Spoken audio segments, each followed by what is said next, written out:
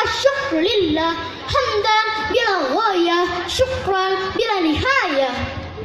Allahumma salli wa sallim wa barik ala sayyidina Muhammadin wa ala alihi wa sahbihi ajmain. Amma ba'du.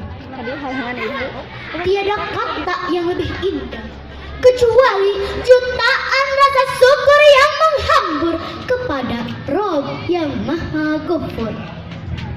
Tak lupa salawat berbingkai salam semoga terlimpah curahkan kepada junjunan alam, panglima Islam, pembela kebenaran, yakni Habibana wa Nabiyana Muhammad sallallahu alaihi wasallam, kepada keluarganya, sahabatnya, dan kepada kita sebagai umatnya. Amin ya rabbal alamin.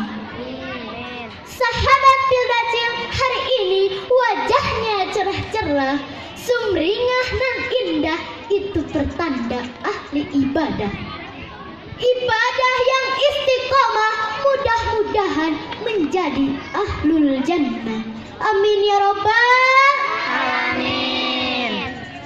Dewan juri yang terhormat, sahabat Pildacil yang saya cintai, serta hadirin yang berbahagia. Allah Subhanahu wa taala berfirman, A'udzu billahi minasy syaithanir rajim. Bismillahirrahmanirrahim. Ya ayyuhalladzina amanu taqullaha wa kunu ma'as shadiqin. Shadaqallahul azim. Yang artinya, wahai orang-orang yang beriman, bertakwalah kepada Allah dan bersamalah kamu dengan orang-orang yang jujur. Sahabat Pildacil rahimakumullah, insya Allah dalam kesempatan ini saya akan menyampaikan sebuah pidato dengan judul Kejujuran Berbuah Kebahagiaan. Sahabat Pildacil rahimakumullah, orang yang sholat banyak, orang yang saum banyak, orang yang haji juga banyak, tapi orang yang jujur banyak tidak. Nah, inilah yang sering dipertanyakan, mengapa orang yang jujur tak sebanyak mereka? Seringkali kita menilai orang yang jujur dan jarang mempertanyakan sejauh mana kejujuran kita. Kita sering melihat orang yang jujur, kita senang diperlakukan orang yang jujur, dan kita senang berkumpul dan berinteraksi dengan orang yang jujur. Tapi pertanyaannya, sudahkah kita termasuk orang yang jujur? Contohlah Rasulullah Shallallahu Alaihi Wasallam. Beliau adalah seorang yang diberi gelar Al-Amin, manusia yang dijamin kejujurannya. Perkataannya pasti benar, tiada bohong. Janjinya pasti akan ditepati, tiada ingkar. Setiap amanah pasti akan dipenuhi, tiada hianat. Inilah karakter baik yang harus kita miliki. Orang bisa jujur karena dia yakin bahwa hanya Allah yang melihat dirinya. Sahabat Pildacil rahimakumullah, ingatlah kebohongan tidak ada gunanya sama sekali, karena Allah tidak mungkin bisa kita bohongi. Allah Maha tahu apapun yang kita lakukan. Allah menyaksikan dan Allah mengetahui yang terlintas di dalam hati. Oleh karena itu, kebohongan adalah sikap yang tidak berguna, merugikan, mencelakakan, dan menghinakan diri kita. Jadi janganlah berbohong. Sekalipun kita berbicara benar, tidak akan ada lagi yang percaya kepada kita. Na'udzubillahi min dzalik. Sahabat Pildacil rahimakumullah, kita dapat bercermin dan mengambil hikmah dari kisah seorang anak pengembala kambing yang hidup di zaman Khalifah Umar bin Khattab. Dia hidup sebatang kara karena kedua orang tuanya telah meninggal dunia. Dia hidup mengandalkan upah dari mengembala kambing milik majikannya. Suatu hari, Khalifah Umar pun ingin menguji kejujuran anak itu.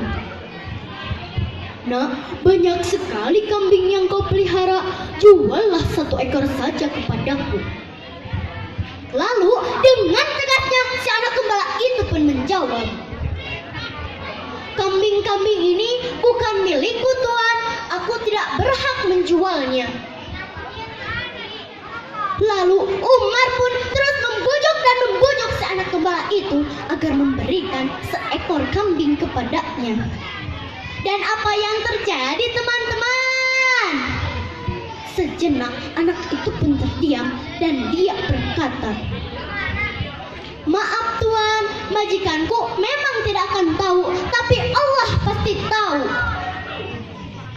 Nah, karena kejujuran anak itulah dia dimerdekakan oleh Khalifah Umar bin Khattab. Dan tak hanya itu teman-teman, Khalifah Umar pun membeli semua kambing-kambingnya dan diberikan kepada si anak gembala itu dan menjadi hak penuh miliknya. Alhamdulillah. Nah teman-teman, jika kita ingin seperti anak itu, maka tanamkanlah jiwa jujur. Lantas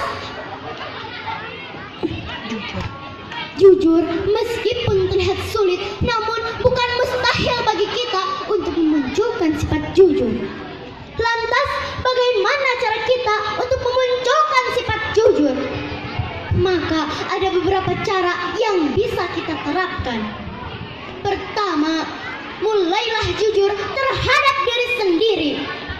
Contohnya, ketika kita kalah dalam suatu perlombaan, maka jujurlah dengan mengakui kekurangan pada diri kita. Betul? Betul. Yang kedua, berpikir sebelum berbicara. Artinya, berbicaralah pelan-pelan, tidak terburu-buru, agar kita bisa menyaring mana kata-kata yang baik dan mana kata-kata yang buruk. Insya Allah. Dan cara yang ketiga, merenungi dampak kebohongan. Wahai sahabat Bildacil, apa yang akan terjadi jika kita berbohong? Suatu perkara buruk akan terjadi akibat kebohongan kita. Na'udzubillahi min dzalik. Dan cara yang terakhir, menghukum diri jika melakukan kebohongan. Setiap kali kita berbohong, maka hukumlah diri dengan melakukan 10 kebaikan. Hukuman ini diharapkan kita untuk berkomitmen bersikap jujur. Mudah-mudahan kita termasuk dan tergolong orang-orang yang jujur. Amin ya rabbal Alamin. Sahabat Bildacil, saya mempunyai pesan lewat sebuah lagu. Simak ya. Iya. Jadi anak jujur dicintai Allah. Jadi anak jujur kebanggaan Rasul. Janganlah kau takut dan janganlah ragu. Jadi anak jujur pasti beruntung. Jadi